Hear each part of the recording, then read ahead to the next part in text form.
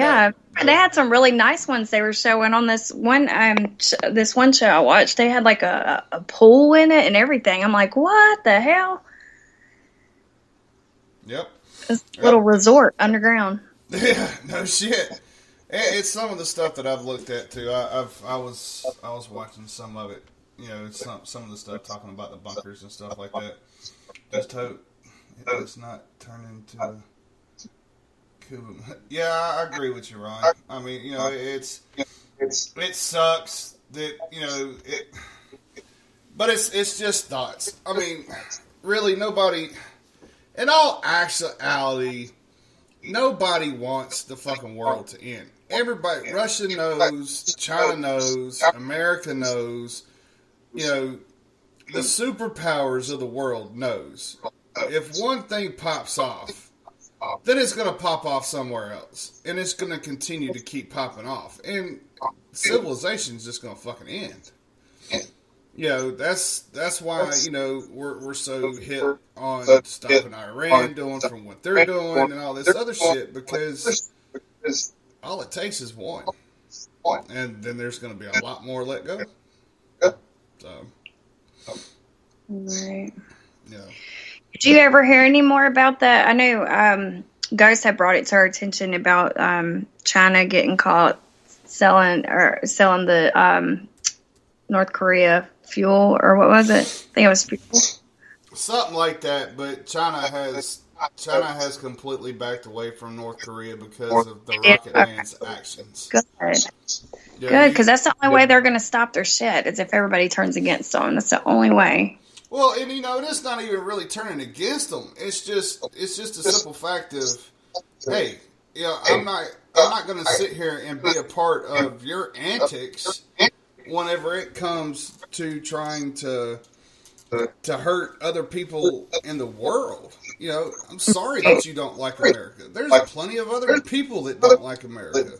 You know what? That's your opinion. That's your prerogative. We have our laws. We have our ways of life here, just like every other country does. You know, some countries have to pray at certain times of the day. Some countries, you know, if you're caught having sex before you're married, you know, your family will disown you. I mean, everybody has their own fucking ways of life. So do we. But when you think about it, everybody wants to come to America anyway. Why? Because it is the home of where we are free. There's opportunities everywhere. If you come in and you legalize yourself the right way. Now, if you come in here just, you know, hopping the damn border, I did see a video the other day that there was two Mexicans that had jumped the border back in '89. They got kids. It was kids at the age of 16, 21, and 27. The kids get to stay because they were born in the States, but their mom and dad has now been deported back to Mexico. Yeah, because they were not legal. You know, they were caught. They were caught doing stuff illegally. Not that they were bad people. You know, from the way it looked, they looked like they were honest, decent people. Yeah, they just didn't go through the process to get their green cards.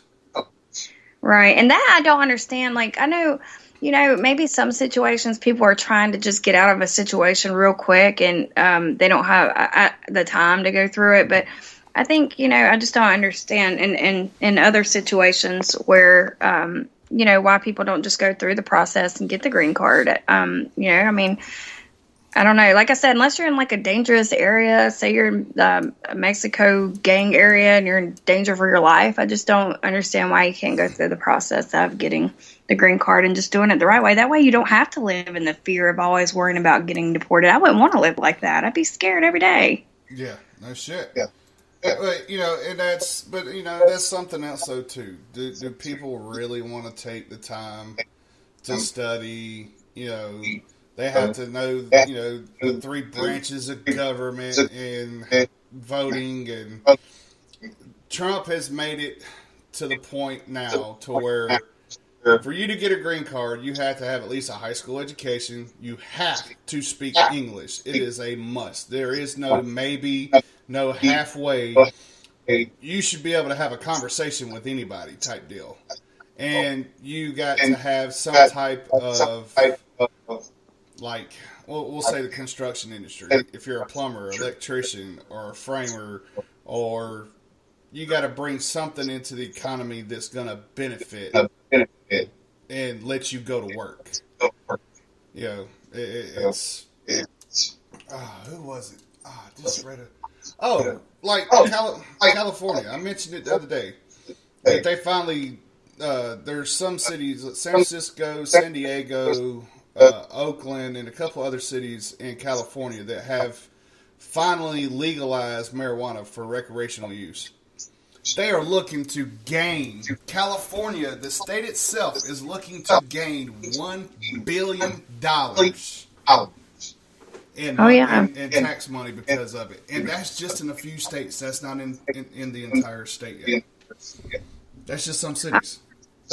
When Colorado did it just for the medicinal purposes, they made like $1 million in no time. So it's going to be easy for them to make a lot of money. I wish I could jump on that train. I wish I had the money to invest in it, because whoever has the money to be a grower or invest in it, they're going to make a shit ton of money. And I wish to God I could be a part of that pie, a piece of that pie, because I want some of that money. There's got to be stock or something in it somewhere, seeing how they're legalizing it for business use. All you got to do is find one of the business and see if they got stock in it. If they got stock in it, then buy it.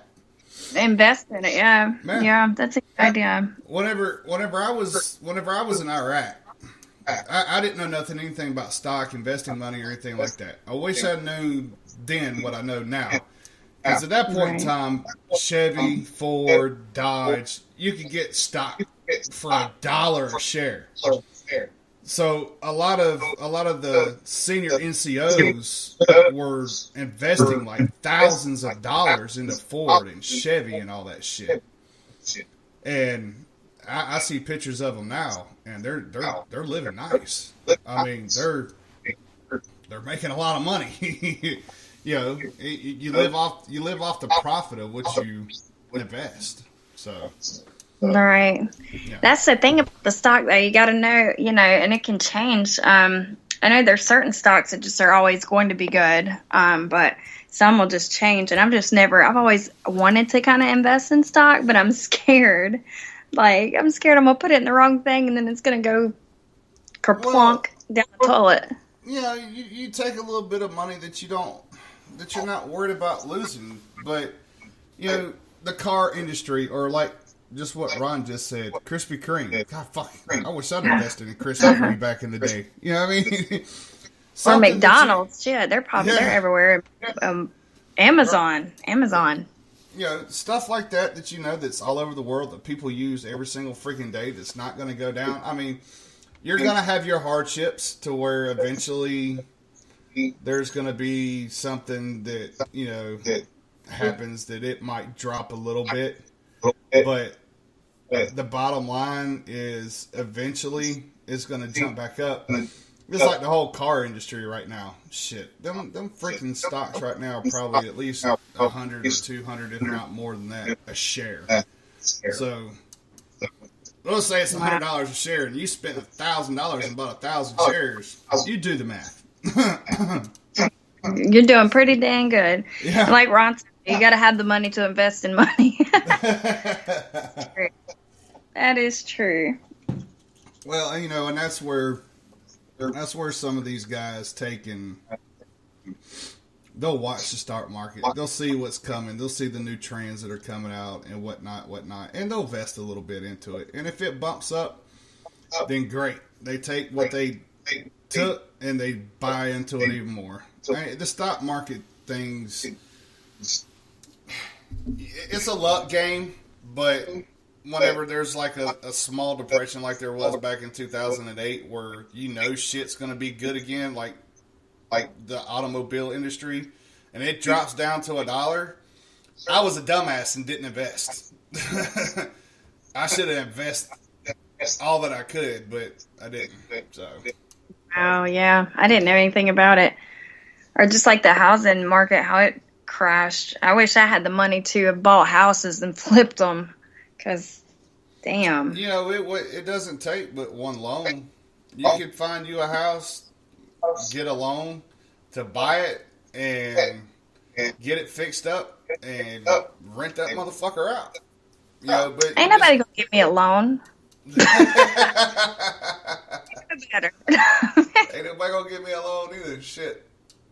You know, that's why all my shit's paid off. I pay everything off. I don't fucking have loans.